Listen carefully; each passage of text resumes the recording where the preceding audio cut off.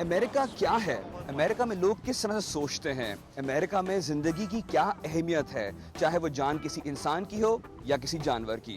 کچھ لوگوں کا کہنا ہے کہ نیو یارک سٹی کا کرائم ریٹ سب سے زیادہ ہے، اس کے باوجود امریکہ میں لوگ ایک انسان یا جانور کی جان بچانے کیوں جاتے ہیں؟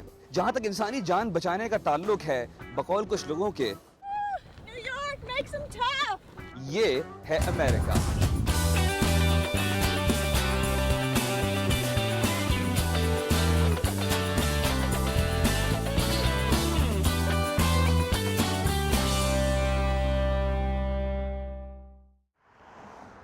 جیسے ہی ہمارے ذہن میں آگ کا تصور آتا ہے تو جسم میں ایک خوف کی لہر دوڑ جاتی ہے۔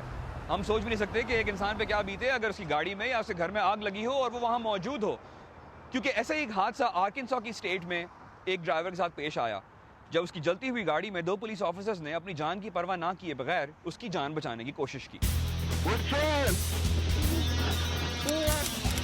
امریکہ کی اسٹیٹ آرکنسا میں 2 پولیس آفیسرز نے ایک جلتی ہوئی گاڑی سے ایک آدمی کی جان بچائی۔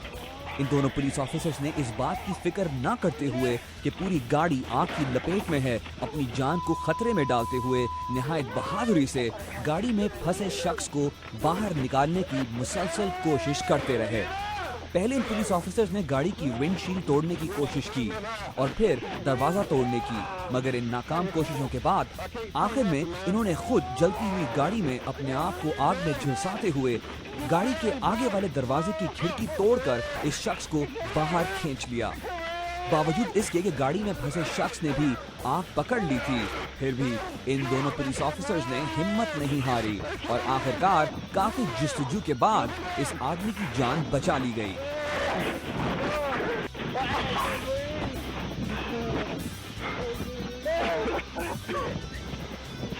اس پولیس آفیسر کا کہنا تھا کہ اگر ہم ڈرائیور کو جلتی ہوئی گاڑی سے باہر نہ نکالتے تو وہ جھلس کر مر جاتا۔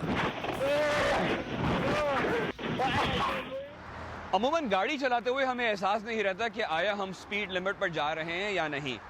گاڑی چلاتے ہوئے اپنی دھن میں مگن ہم کبھی کبھار سپیڈ لمٹ کراس کر جاتے ہیں، یہ جانے یا سوچے سمجھے بغیر کہ شاید یہ اوور سپیڈنگ کی وجہ سے ہم اپنی جان کے ساتھ ساتھ کسی دوسرے کی جان کو بھی نقصان پہنچا دیں۔ کیونکہ امریکہ کی ریاست کیلیفورنیا میں ایک ڈرائیور کے ساتھ بالکل ایسا ہی واقعہ پیش آیا جب اوور سپیڈنگ کرتے ہوئے وہ اپنی گاڑی کا کنٹرول کھو بیٹھی اور لاس اینجلس کے ایک پل سے نیچے کھائی میں جا گری۔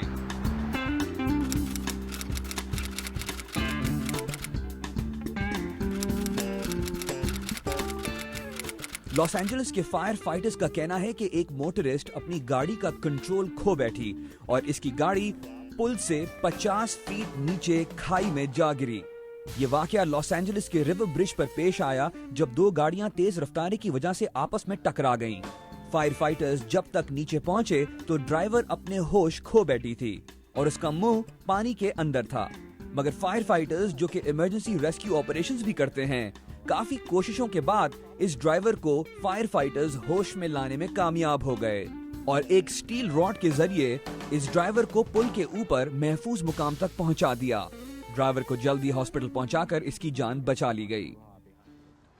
امریکہ کی ریاست فلوریڈا بوٹ لورز کے لیے ایک بہت ہی پرکشش مقام ہے۔ امریکہ بھر سے بوٹ لورز فلوریڈا آتے ہیں اور اپنی بوٹنگ ٹرپس کو انجوائے کرتے ہیں، مگر ماہرین کا کہنا یہ ہے کہ بوٹنگ ٹرپ سے جانے سے پہلے حفاظتی تدابیر اور اقدامات کے بارے میں آپ کو کچھ علم ہونا چاہیے تاکہ آپ کو پتہ ہو کہ ایمرجنسی سچویشن میں آپ کس طرح سے رسپونڈ یا ریئیکٹ کریں۔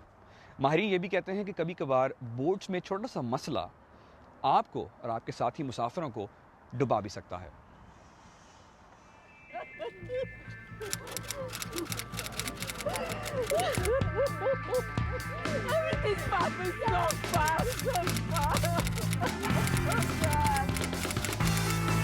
ان خاتون کا کہنا ہے کہ وہ اپنے خاندان کو کھوتے کھوتے بچی ہیں۔